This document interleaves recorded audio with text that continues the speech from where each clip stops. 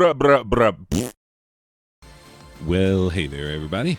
So, today we are taking a look at a shooter that has been in my library for a little bit, but that I thought was something different than it is. What it is pretty dang awesome, and pretty impressive. But, yeah.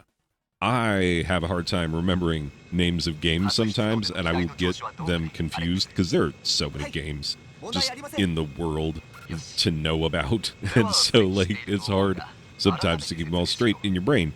And I was thinking Giga, which is, pretty darn hard, but with an arcade cabinet with enough quarters, you could get it done, or a Dreamcast and enough continues, you could get it done on the Giga, which is a beautiful vertical shooter from that classic era of, PlayStation, Dreamcast shooters, because vertical shooters got beautiful in that era. They really did. And so, yeah, Giga is this beautiful, beautiful shooter that is, very PlayStation or Dreamcasty type graphics, and everything that you shoot explodes into a bajillion stars and coins and whatnot, and then you have to track the picking up of that with all the bullets that are coming at you in a very bullet hellish style. It's, fairly fiendishly difficult, but beautiful. Anyway, so I bought this game because when it goes on sale, it gets stupid cheap. But anyway, so I bought this game thinking that it was in any way related to the Dreamcast / arcade game Giga, which it is not. Not as far as I could tell. What is it then? Well, it's a very anime-styled shooter. It is a shooter. That much is very similar. But it has a lot of differences from the types of bullet hell shooters that I have ever played. I have played a lot of bullet hell shooters in my day, and I enjoy me some bullet hell shooters. I do. It's a good time. I mean, even Undertale, which I, beat for the first time recently, which was very fun. Bullet hell, pretty much, especially if you are playing as the pacifist route, which I did. Anyway, so yeah, I could do me some bullet helling. I've been bullet helling like Skyforce. I'm excellent at those games. I really have a fun time with them, and I have beaten them because I have them on like, my PS Vita and whatnot, I have them on my Wii U. I have them on everything that you can have them on, those games.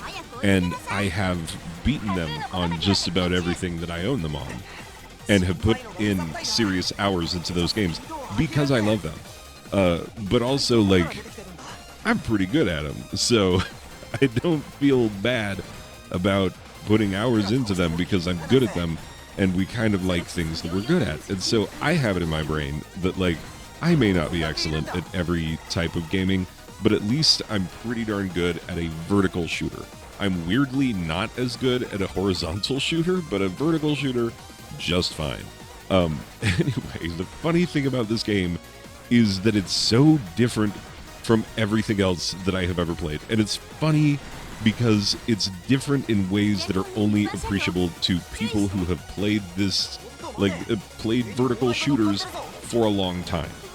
Because the things that are so different about it, that make it interesting, that make it fun, that make it, just fiendishly difficult. I think I said fiendishly difficult before. Yeah, I can't think of other adjectives that aren't swear words, quite frankly. Yeah, because fiendishly indicates that the difficulty of this game is, well, I could say diabolical, in that it is in league with Satan himself. Yeah, pretty much. I mean, it's so hard. I got a D on the first level because the first time that you play it, it's it defaults to the normal mode, of the first level. And that is not a sustainable place to start this game at all. Because you have to start on easy mode. Because, I mean, first of all, you have to grind out some upgrades, which at least I was kind of stupid for a bit because I kept getting a D for not finishing the level. I won't give you an F, because if it could have, it would have the first time that I played that first level on a difficulty that, like, my ship was not in any shape to face. Unless, of course, I was someone who is, like, absurdly good at these type of games. Which, like, I don't think I'm absurdly good at these type of games. I just think that, like, if I had to game in front of a crowd, which I would be horrified to do, but, like, if I had to, things that I can hold my own in are things like vertical shooters, typically, you know. And so, like, you're not gonna get me up there with Smash Bros. I will lose immediately, and it will look bad the whole time I'm doing it. You know, it's fine. I've come to accept this truth about myself. This is okay. But, like, you know, it is a part of my understanding of who I am as a person that I'm, like, fairly good at vertical shooters. This game has me questioning that, because it's so hard. It really is. And, like, know this. Okay, so I beat the first level, and I was like, cool, I beat the first level. You know, I finally, like, I did some grinding. Grinding was done. Yeah, that's right. As an English teacher, all of my conjugations there bothered me. Anyway, but yes, the grinding having been concluded, and the purchasing of, yeah, now I'm using gerunds and no one's happy. Anyway, that is true. You can go look up what a gerund is and you'll be like, oh, he was actually right. It's true. That's what I do for a living. I'm apparently pretty good at my job. Anyway, the fact is that, like, I think I'm good at these type of games, but this is so hard. And the reason it's so hard is because, first of all, and this is where it gets only appreciable to people who play these types of games, is that, like, okay, the secret of bullet hells is that you watch the area immediately around your ship. Do not get sucked in by everything else that's happening on the screen. You cannot control everything that's happening on the screen. It is an illusion. It's there to trick you. Like, if you're good at that type of game, it only looks good. Like, what you actually see when you're playing it is the narrowest of spaces immediately around your ship. You lean in, like, a lot of times, like, my back is not even touching the back of my gaming chair when I'm playing a shooter like this. It's like, okay, we gotta lock in, team. Here we go. Because you really focus in on the immediate area around your ship. And the thing about this is that, yes, you can only see yourself playing well if you screen capture it and then go look at it and you're like, oh, dang, I was dodging all of that. But you can't focus on yourself dodging all of that. You have to focus on just what's in front of you. And, you know, just keep blasting the entire time as best as you can. And, you know, this game, it messes with the concept of the nice, even geometric patterns. Like, it will have horizontal lines that will just swing out into vertical lines of bullets. So, like, in ways that you've never seen a game do before. And a lot of the shots that get dropped on screen are completely random. They are not following any geometric pattern whatsoever. And that is so hard to deal with as someone who plays these type of games. Because half of the game with most bullet hell shooters is that, like, there's always a lane. There's a lane somewhere where you can just get through. But in this game, it's like, well, you better be good at, you know, putting up your shields at the right moment and scrolling across and making sure that your shields are powered up enough because, oh, and by the way, everything uses fuel. Your bullets use fuel. The way your ship moves uses fuel. And I have a 2-speed ship, but it's so slow when it's in the low speed that I can't even really use it. And so I keep it in high speed most of the time, which means that by the end of a level, I am running out, like, my shot is weak when I need it to be the strongest, which is crazy. You know, I've never seen a game do that to you. Like, it's a new form of, like, oh, you think you got shooters figured out, smart guy? Well, guess what now? Now everything you do costs fuel. And so you can't just shoot to enjoy, you know, shoot between levels or between areas just to see how pretty your pattern is. Because, like, that's kind of a thing with people who play these kind of games, is when you get superbly powered up and your shots going all over the place and you get a little respite, you are shooting to be like, man, I gotta mow some people down with this. It's a blissful kind of thing. But in this game, you can't even do that because you're burning fuel that you need as bullets and shields later on in the level when you're fighting the big boss in his final form. And, like, as if that were not all fiendishly hard enough, there are things in that first level, like there are quick maneuver events where it'll just flash danger as he's flying into lanes of traffic. Because, by the way, this thing has a story.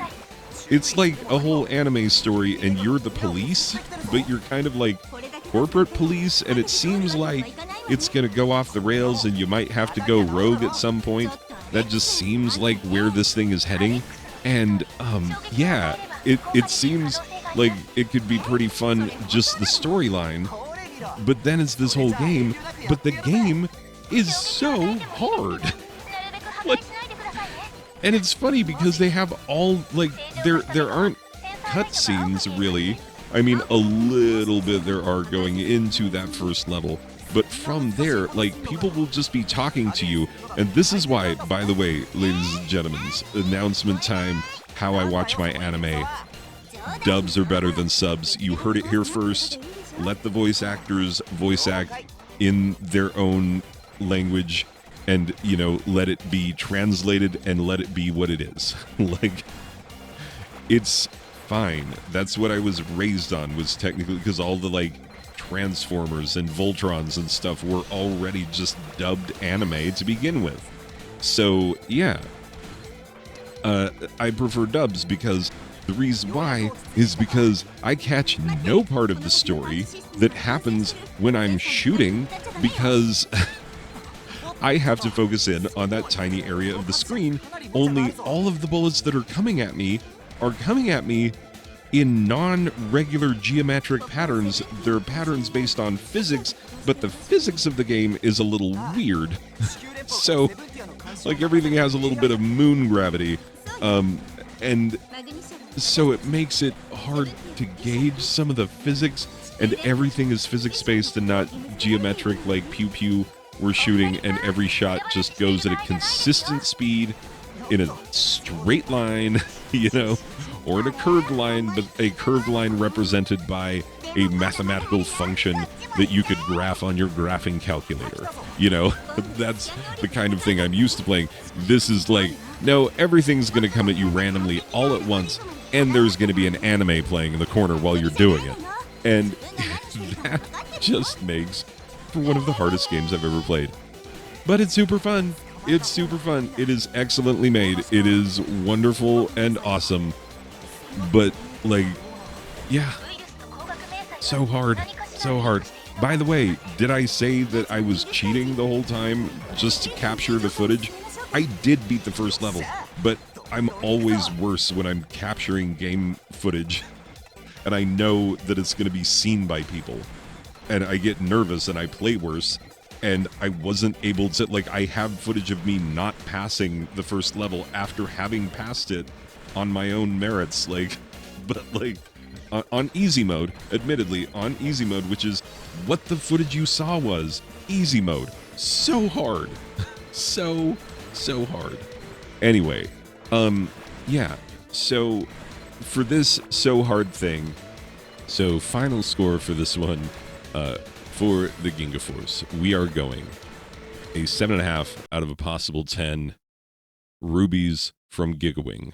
Because, yeah, I thought it was going to be more Gigawing, which Gigawing I can kind of handle. This is so fiendishly difficult, I don't know what I'm going to do. Like, at a certain point, I'm going to have to start cheating just to be able to play this game. And I don't know if that's an experience that I want. So, yeah, measure your expectations accordingly. And if you are a fantastic shooter player, well, then more power to you. This is, if you're looking for a challenge, well, have I got a game for you. Anyway, that's going to do it for this one, people. I will see you in the next one. Okay, bye.